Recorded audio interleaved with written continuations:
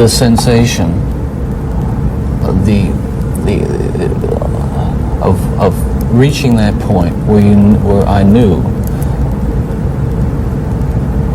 that it was like something had, say, snapped, that I knew that I couldn't control it anymore. سلام. امروز قراره ویدیوی جذاب داشته باشیم. چرا؟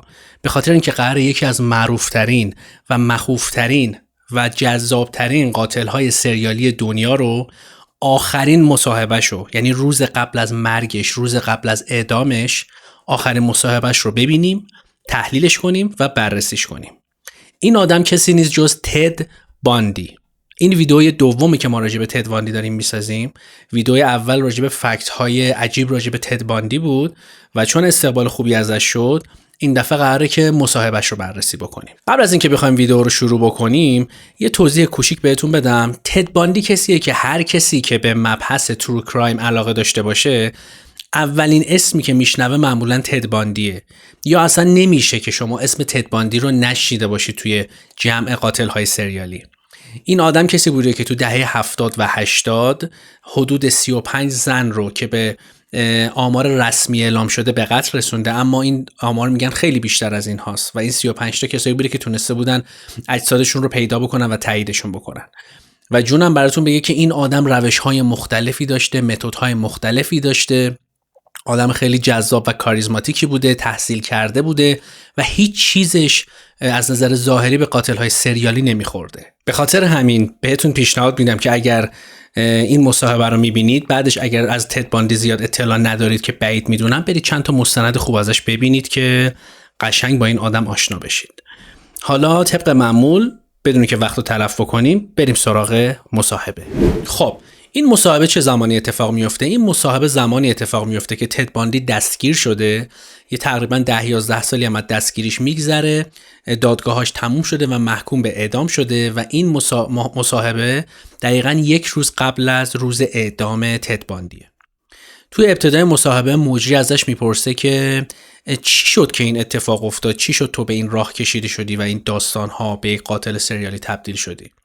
و تد باندی در جواب بهتون میگه که اول اینو بهتون بگم از اول این مصاحبه که تد باندی خیلی سعی میکنه تفره بره جواب دادن و اصلا دوست نداره که جوابهای واضحی بده. و اون میگه که من خودم هم نمیدونم، دانشمندا دارن تحقیق میکنن، افراد متخصص دارن تحقیق میکنن که اون به جواب برسن که چرا من اینجوری شدم. و مجری سوال جالبی ازش میپرسه، میگه تا اونجایی که ما میدونیم برخلاف قاتلای سریالی دیگه، تو توی خانواده خیلی خوبی بزرگ شدی، نه مشکل تعرض بهت شده، کودکی سختی داشتی، هیچ مشکلی هم تو کودکیت نداشتی که بگیم یه بک‌گراند و زمینه مثلا یه ترامایی تو دوره کودکیت داشتی، پس چرا این اتفاق افتاده؟ و تد باندی هم شروع میکنه به توضیح دادن این داستان که در ادامه مصاحبهشو میبینید و سعی میکنه که تو کل این مصاحبه همه تقصیرها رو بندازه سر فیلم ها و مجلات غیر اخلاقی و مستهجن و میگه که اینا بوده من رو به این دام انداخته. و حالا ببینید که چی میگه. For the record, you are guilty of killing many women and girls. Yes. Yes, that's true. Ted, how did it happen? Take me back. What are the antecedents of the behavior that we've seen? So much grief, so much sorrow, so much pain for so many people. Where did it start? How did this moment come about? That's the question of the hour, and one that not only people much more intelligent than I have been working on for years, but one that I've been working on for years and trying to understand it. Is there enough time to explain it all? I don't know. I think I understand it, though. Understand what happened to me, to the extent that I can see how certain feelings and ideas developed in me to the point where I began to act out on them. Certain very violent and very destructive feelings. Right, let's go back then to those roots. First of all, you, as I understand it, were raised in what you consider to have been a healthy home. Absolutely. You were not physically abused. You were not sexually abused. You were not emotionally abused. No, no way. And that's part of the tragedy of this whole situation is because I grew up in a wonderful home with two dedicated and loving parents, one of 5 brothers and sisters. A home where we as children were the focus of my parents' lives, where we regularly attended church, 2 Christian parents who did not drink, they did not smoke, there was no gambling, there was no physical abuse or fighting in the home. I'm not saying this was Leave It to Beaver. It wasn't perfect. Well, no, I don't know that such a home exists, but it was a fine, solid Christian home, and nobody, I hope no one will try to take the easy way out and to try to blame or otherwise accuse my family of contributing to this, because I know, and I'm trying to tell you as honestly as I know what happened, and I think this is a message I want to get across. But as a young boy, and I mean the boy of 12 or 13, certainly, that I encountered outside the home again, in the local grocery store, the local drugstore, the softcore pornography, what people call softcore. But as I think I explained to you last night, Dr. Dobson, in an anecdote, as young boys do, we explored the back roads and sideways and byways of our neighborhood, and oftentimes people would dump the garbage and whatever they were cleaning out of their house, and from time to time we'd come across pornographic books of a harder nature than more graphic, you might say, more explicit nature than we would encounter, let's say, in your local grocery store. And this also included such things as, let's say, detective magazines and more hardcore. Those that involve violence. Then. Yes, yes, yeah. And this is something I think I want to emphasize is the most damaging kinds of pornography. Again, I'm talking from personal experience. Hard, real, personal experience. The most damaging kinds of pornography are those that involve violence and sexual violence, because the wedding of those two forces, as I know only too well, brings about behavior that is just too terrible to describe. Now, walk me through that. What was going on in your mind at that time? Okay, before we go any further, I think it's important to me, and the people believe what I'm saying, to tell you that I'm not blaming pornography and not saying that it caused me to go out and do certain things, and I take full responsibility for whatever I've done and all the things that I've done. That's not the question here. The question and the issue is how this kind of literature contributed and helped mold and shape the kinds of violent behavior. It fueled your fantasies, didn't it? Well, in the beginning it fuels this kind of thought process. Then at a certain time it's instrumental in what I would say crystallizing it, making into something which is almost like a separate entity inside. And at that point you're at the verge, or I was at the verge of acting out on these kinds of thoughts. Now I really want to understand that. You had gone about as far as you could go in your own fantasy life with printed material, and you made or printed and video or film magazines, yeah. What have you. Yeah. And then there was the urge to take that little step or big step over to a physical event. And it happened in stages, gradually. It doesn't necessarily, not to me at least, happen overnight. My experience with, I'd say, pornography generally, but with pornography that deals on a violent level with sexuality, is that once you become addicted to it, and I look at this as a kind of addiction, like other kinds of addiction, I would keep looking for more potent, more explicit, more graphic kinds of material.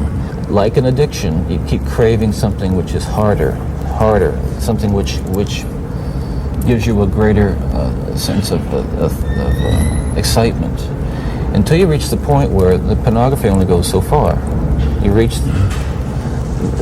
that jumping off point where you begin to wonder if maybe actually doing it will give you that which is beyond just reading about it or looking at it. اینجا مجری ازش میپرسه که چی میشه که بعد از اینکه تو دامه فیلم‌های مستهجن و این داستان‌ها افتادی، بعد این داستان به صورتی تبدیل شد که تو بخوای به صورت فیزیکی مثلا این داستان رو تجربه بکنی. و طبق معمول تد باندی باز شروع میکنه به تفره رفتن به جواب، ولی یه جایی موقعی که میاد پاسخ بده، جواب بده، راجع به این صحبت میکنه که آدم وقتی که دیگه این انرژی، این حسی که میخواد کسی رو بکشه درش پر میشه و مملو میشه.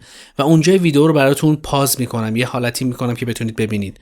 چشماشو میبنده و دقیقا مشخصه که این آدم رفته توی اون فضایی که آدم میکشته، یعنی داره اونو تصویر سازی میکنه و از اون داستان داره لذت میبره، داره میره تو اون فاز خلسه‌ای که موقعی که قتل انجام میداده واردش میشده. یعنی دقیقاً ناگهان طوری چشماشو میبنده که انگار رفت مثلا داره یکی از قربانیاشو تصور میکنه. و در ادامه این داستان رو ببینید. How long did you stay at that point before you actually assaulted someone? Well, yeah, you see, that is a very delicate point in my own development, and we're talking about having reached the point or a gray area that surrounded that point over a course of You don't remember years. how long that Well, was? I would say a couple years, and I was dealing with there were very strong inhibitions against criminal behavior or violent behavior that had been conditioned into me, bred into me in my environment, in my neighborhood, in my church, in my school. Things which said, no, this is wrong. I mean, even to think of it is wrong, but certainly to do it is wrong. And I'm on that edge, and you might say the last vestiges of restraint. The barriers to actually doing something were being tested constantly and assailed through the kind of fantasy life that was fueled largely by pornography. Do you remember what pushed you over that edge? Do you remember the decision to go for it? Do you remember where you decided to throw caution to the wind? Again, when you say pushed, I know what you're saying. I don't want to infer again. I understand that. That I was some helpless kind of a victim, and yet we're talking about an influence that is the influence of violent types of media and violent pornography, which was an indispensable link in the chain of behavior, the chain of events that led to the behaviors, to the assaults, to the murders, and what have you. It's a very difficult thing to describe.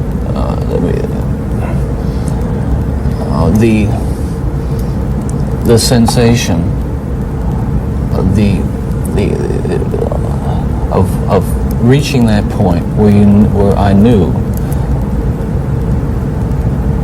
that it was like something had, say, snapped. That I knew that I couldn't control it anymore. That these barriers that I had learned as a child, that had been instilled in me, were not enough to hold me back with respect to seeking out and harming somebody. Would it be accurate to call that a frenzy, a sexual frenzy? Well, yes, that's one way to describe it. A compulsion, a building up of this destructive energy. Another factor here that I haven't mentioned is the use of alcohol. But I think that what alcohol did, in conjunction with, let's say, my exposure to pornography, was alcohol reduced my inhibitions. At the same time,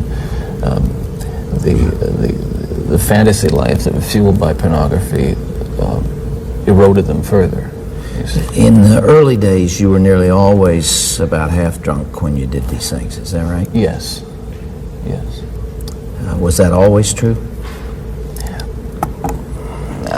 I would say that was generally the case. Almost what مجری ازش میپرسه که وقتی که اولین قتلتو انجام دادی چه حسی داشتی؟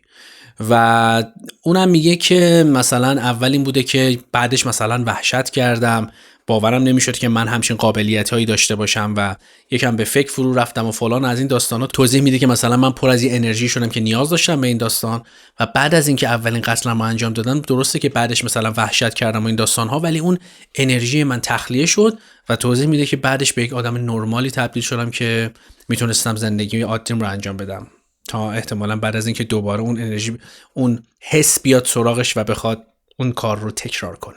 Ted, after you committed your first murder, what was the emotional effect on you? What happened in the days after that?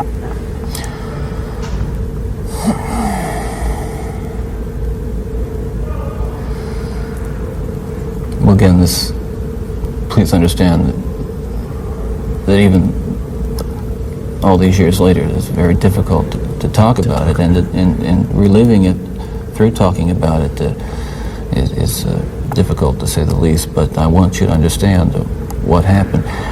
It was like coming out of some kind of horrible trance or dream.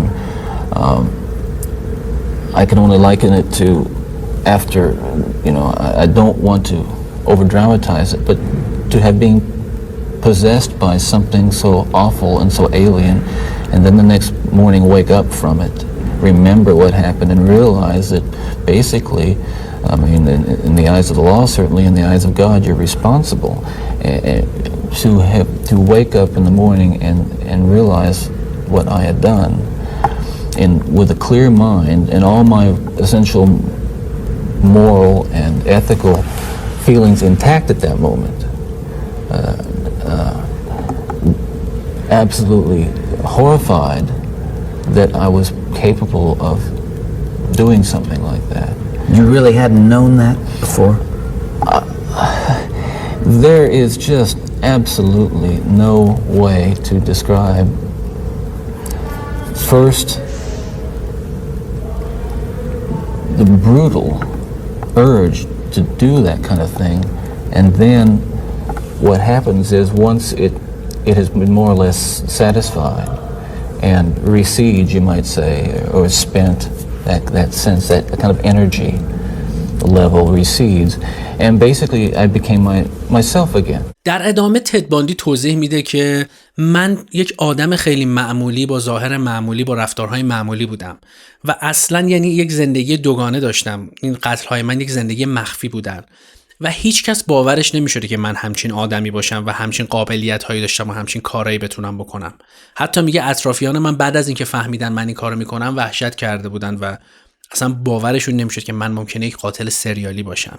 I want people to understand this too, and I'm not saying this gratuitously because it's important people understand this. That basically I was a normal person. I wasn't some guy hanging out at bars or a bum, or I wasn't a pervert in the sense that, people look at somebody and say, I know there's something wrong with him, and just tell.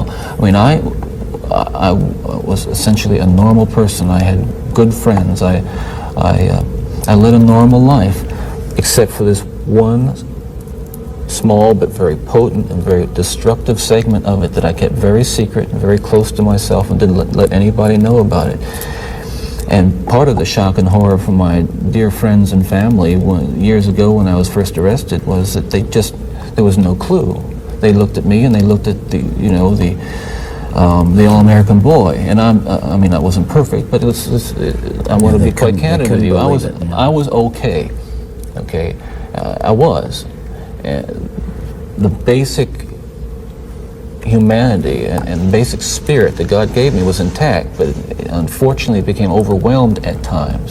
And I think people need to recognize that it's not some kind of those of us who have been so much influenced by violence in the media, in particular pornographic violence, are not some kinds of inherent monsters. We are your sons and we are your husbands. And we grew up in regular families, and pornography can reach out and snatch a kid out of any house today. He snatched me out of my home. It snatched me out of my home 20, 30 years ago. And as diligent as my parents were, and they were diligent in protecting their children.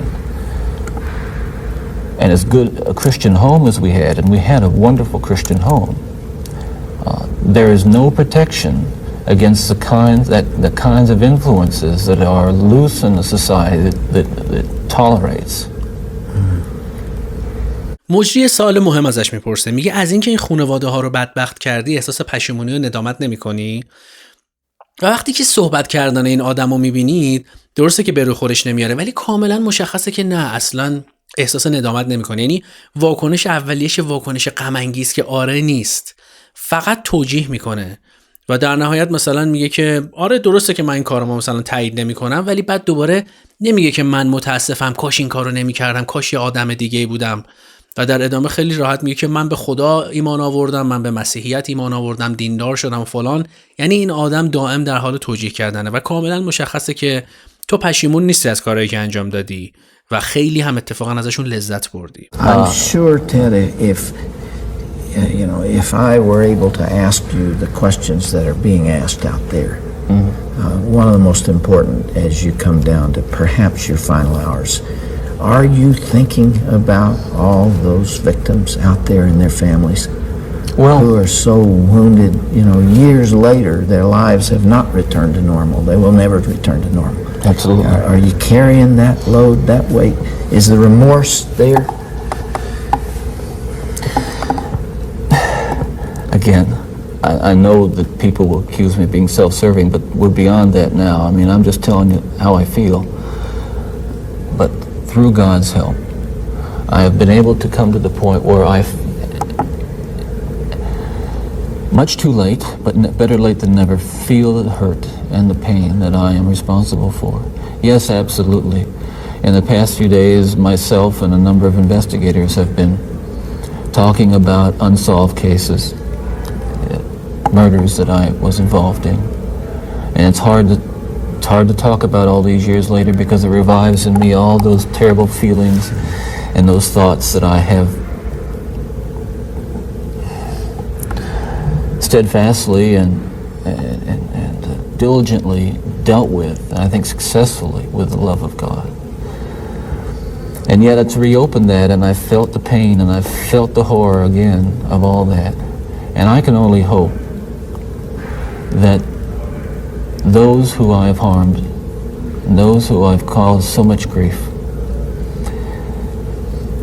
even if they don't believe my expression of sorrow and remorse, will believe what I'm saying now, that there is loose in their towns and their communities people like me today whose dangerous impulses are being fueled day in and day out by violence in the media in its various forms, particularly sexualized violence. And what scares me, and let's come into the present now, because what I'm talking about happened 20, 30 years ago, that is in my formative stages. And what scares and appalls me, Dr. Dobson, is when I see what's on cable TV, some of the movies, some of the violence in the movies that come into homes today with stuff that they wouldn't show in X-rated adult theaters 30 years ago. This stuff, the slasher movies that you're talking about, that stuff is, I'm telling you from personal experience, the most, that is graphic violence on screen, particularly as it gets into the home to children who may be unattended or unaware that they may be a Ted Bundy who has that vulnerability to that predisposition to be influenced by that kind of behavior, by that kind of movie, that kind of violence. There are kids sitting out there switching the TV dial around and come upon these movies late at night, or I don't know when they're on, but they're on and any kid can watch them. It's scary when I think what would have happened to me if I had seen. It was scary enough. سوال بعدی هم سوال مهمیه. موجی ازش میپرسه که یکی از قربانی‌های تو، جوان‌ترین قربانی تو، یه دختر 12 ساله بوده و داستان این دختر 12 ساله چی بوده؟ چرا همچین دختر بچه‌ای و مثلا کم سن و سالی رو کشتی؟ و تد باندی هم موقعی که این سوال داره پرسیده میشه از نگاهش معلومه که اصلا دوست نداره راجع به این سوال جواب بده و کاملا من حس میکنم اینطوری که فقط داره به این فکر میکنه که مردم قراره راجبش چی فکر کنن. یعنی واقعا یه جورایی روش نمیشه راجع به این چیزها توضیح بده و موقعی که میخواد توضیح بده میگه من متاسفانه نمیتونم راجع به این موضوع حرف بزنم. شاید دلم بخواد حرف بزنم ولی نمیتونم. و راجع به این موضوع حرف نمیزنه و از این موضوع میگذره چون میدونه که یه لکه ننگه براش دیگه. بدترین قتلش بوده که شاید خودش هم حداقل این یه دونه رو ازش پشیمون باشه و تنها حرفی که میزنه یکم آخرش از خانواده اون دختره طلب بخشش میکنه. One of the final murders that you committed, of course, was apparently little Kimberly Leach, 12 years of age. I think the public outcry is greater there because an innocent child was taken from a playground. What did you feel after that? Were there the normal emotions 3 days later? Or where were you, Ted?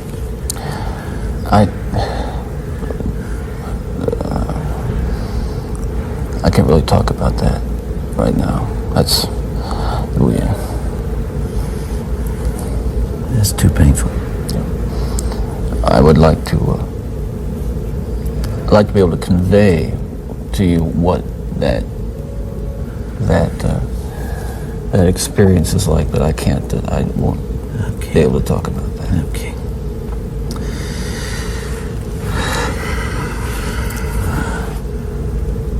I can't begin to understand. Well, I can try, but I'm aware that I can't begin to understand the pain that the parents of these children that I have and these young women that I have harmed feel. And I can't restore really much to them, if anything. I won't pretend to, and I don't even expect them to forgive me, and I'm not asking for it. That kind of forgiveness is of God, and if they have it, they have it. If they don't, well, maybe they'll find it someday. و رفقا باید اینو بدونید که تد باندی فوق‌العاده آدم جون دوستیه. این آدم به دفعات ثابت کرده که چقدر از مردن میترسه.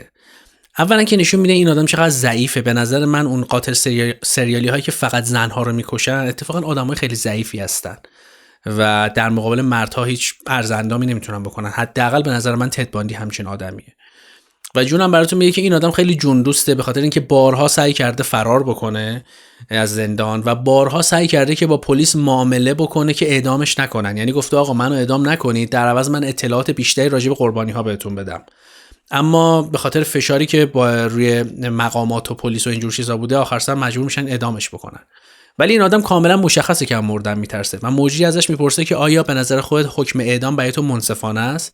و در پاسخ میگه که نمیگه آره منصفانه است، یه جورایی به جست گریخته میگه آره مثلا من باید مجازات بشم، موافقم که باید مجازات بشم. اما باز دوباره میزنه تو در و دیوار و باز به چی میگن حاشیه‌ای میگه که البته مردن من خب مثلا چی و مگه درست میکنه؟ مگه قربانی ها رو به خانواده‌شون برمیگردونه؟ کار رو درست میکنه؟ کار باید از اساس و پایه درست بشه.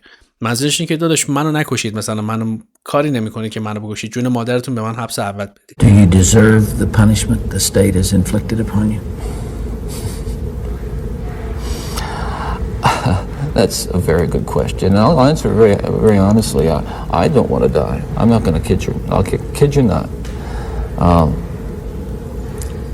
I deserve certainly the most extreme punishment society has, and I think society deserves to be protected from me and from others like me. That's for sure.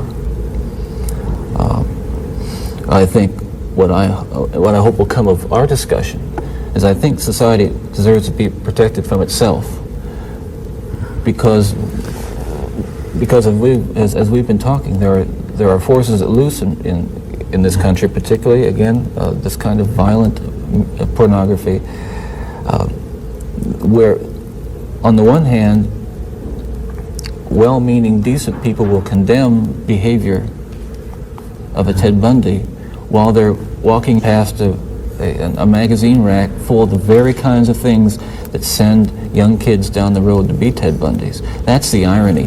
We're talking here not just about more. What I'm talking about is going beyond retribution, which is what people want with me. Going beyond retribution and punishment, because there is no way in the world that killing me is going to restore those beautiful children to their parents and correct and soothe the pain.